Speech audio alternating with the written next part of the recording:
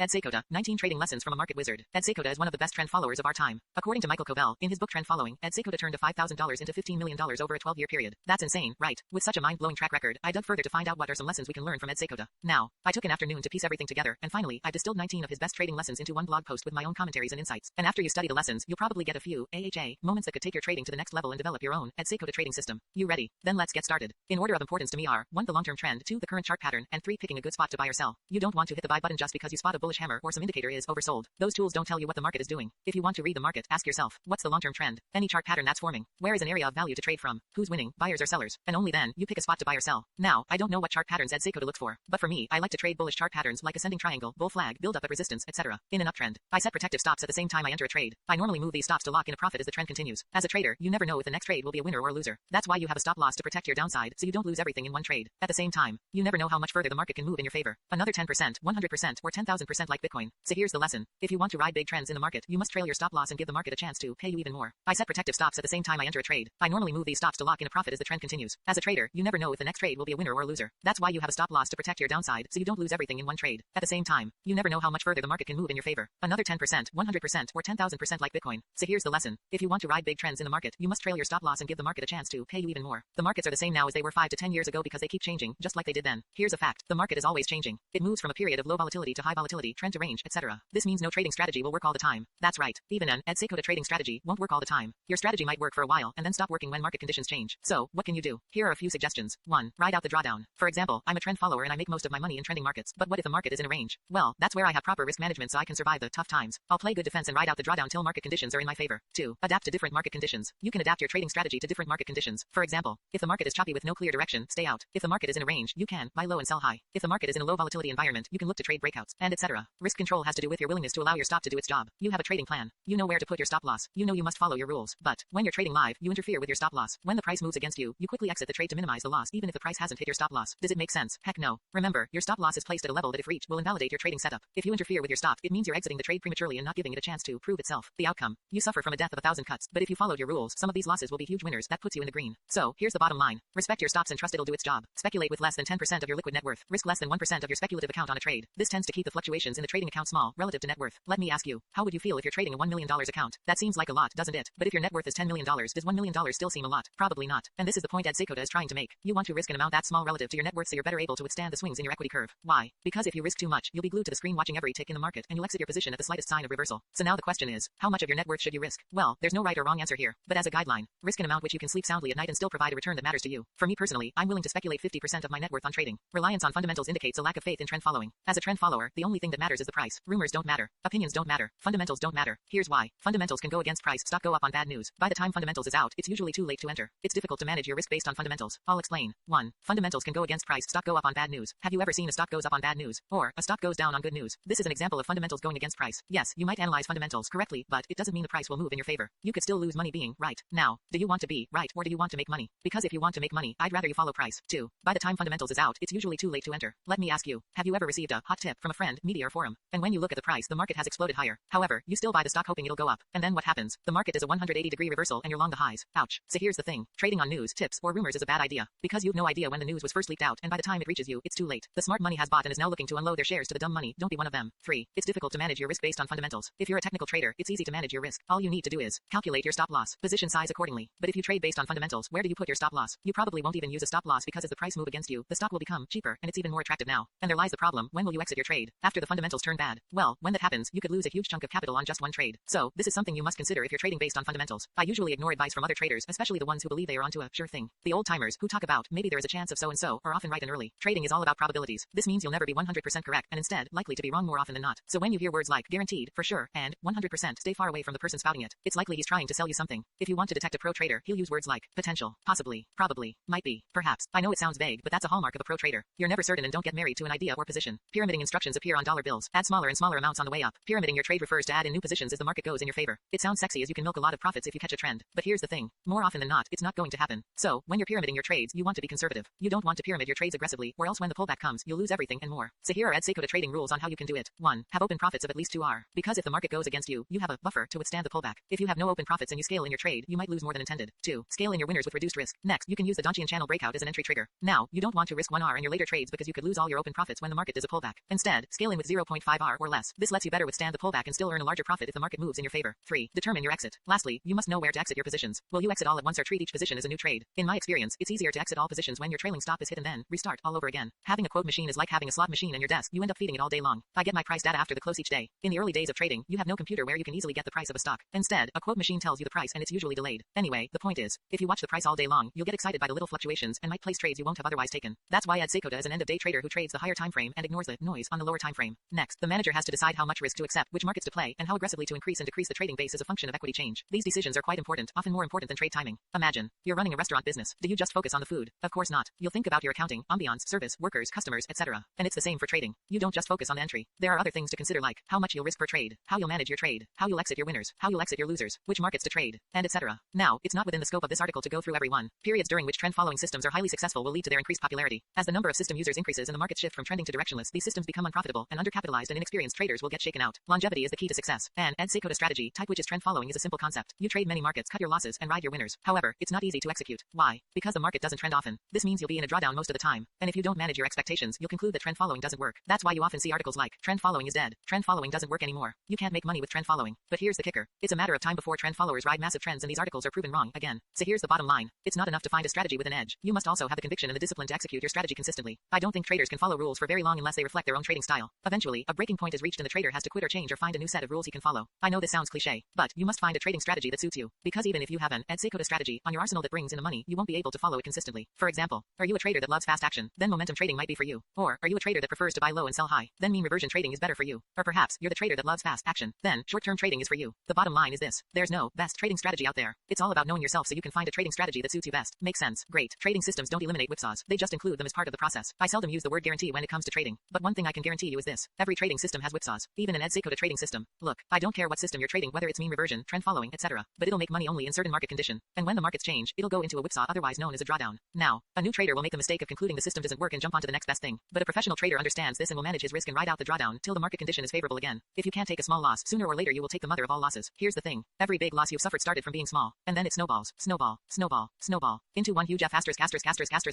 loss. I know. It's tempting to avoid the loss because the market usually reverses back. But here's the thing. All you need is one time for the market not to reverse and you're shit out of luck. So really, the best loss to take is when it's still small, not when it's so damn huge that it destroys your trading account. I handle losing streaks by trimming down my activity. I just wait it out. Trying to trade during a losing streak is emotionally devastating. Trying to play catch up is lethal. Let me ask you, have you ever suffered a loss which you felt it isn't your fault, and you want to recoup back your losses and to get even with the markets? So, what do? You revenge trade. You put on trades outside of your trading plan, hoping to quickly win back your losses and show the market who is the boss. But somehow, the market knows what you're thinking and refuse to give in. So, the next trade is a loser from the start. Now at this point, you're fired up. You want to make everything back in one trade and more. So, you double down hoping to catch a winner and make everything alright. But, you're out of luck as the market continues to prove you wrong. And when you can no longer withstand the pain, you exit all your positions only to realize that you've blown up a huge chunk of capital. Ouch. So, what's the lesson here? As a trader, you'll regularly encounter drawdowns. There's nothing personal between you and the market. The only thing that's personal is between you and yourself. So, when you know you're taking a beating from the markets, walk away. Because the last thing you want to do is play catch up and break all your rules which were meant to protect you. Remember, the market will always be there. But if you go crazy, your account might not be. One alternative is to keep bets small and then to systematically keep reducing risk during equity drawdowns. That way you have a gentle financial and emotional touchdown. Here's how it works in terms of an Seykota trading system. Let's say in normal times you risk $500 per trade. But right now, you've lost your mojo and you're in a losing streak. If you continue trading, your account might go deeper in the red. So what now? Well, one alternative is to stop trading as mentioned earlier. Now, this approach might not suit everyone because some of you still want to continue trading. So, what you can do is reduce your risk. For example, you can risk $100 per trade instead of $500. This way, even if you continue losing, the losses are small. And when you regain back your confidence in losses, you can scale up back to your original $500 per trade. Does it make sense? A losing trader can do little to transform himself into a winning trader. A losing trader is not going to want to transform himself. That's the kind of thing winning traders do. Here's the thing. A winning trader has nothing to do with intelligence, luck, or account size. Instead, a winning trader have a trading plan, trades with an edge, follows a proven process, has a proper risk management, focus on the process, not on the results, have the right expectations about trading. Clearly, there's a lot to do if you want to be a winning trader. Can it be done? Of course. Is it easy? Heck no. But if you want it bad enough, you'll find a way or you'll find an excuse. The elements of good trading are 1 cutting losses, 2 cutting losses, and 3 cutting losses. If you can follow these 3 rules, you may have a chance. Here's the truth. As a trader, you'll be wrong often, and that's okay. Why? Because it's not about how often you win or lose. Rather, it's how much you lose when you're wrong and how much you win when you're right. That's what matters. For example, you have a win rate of 30%. You risk 1% of your account on each trade. You earn an average of 1 to 3 risk reward ratio. And here are the results of your next 10 trades. Lose, lose, lose, lose, lose, lose, win, lose, win, win. The result: -1%, -1%, -1%, -1%, -1%, -1%, plus 3%, -1%, plus 3%, plus 3% equals 2%. Now even though you're wrong 70% of the time, you still made a return of 2%. And that's only possible because you cut your losses. So, if you want to stand a chance of becoming a profitable trader, cut your losses. Frequently asked questions. Number 1. Wow Rainer, do you actually speculate 50% of your net worth on trading? Or do you mean 5%? Yes, I do. So let's say my net worth is $100,000. I'm actually willing to use up to $50,000 to fund my trading account. It doesn't mean that I'm using $50,000 on each trade. Instead, I'm risking 1% of my trading account for each trade, which will only be $500 risk per trade. Number 2. How do I know when the market is in a low volatility environment to look to trade breakout. You can look at the ATR indicator and wait for the volatility of the markets to reach multi-year lows. Now if you want to discover how to use this powerful indicator, then check this out.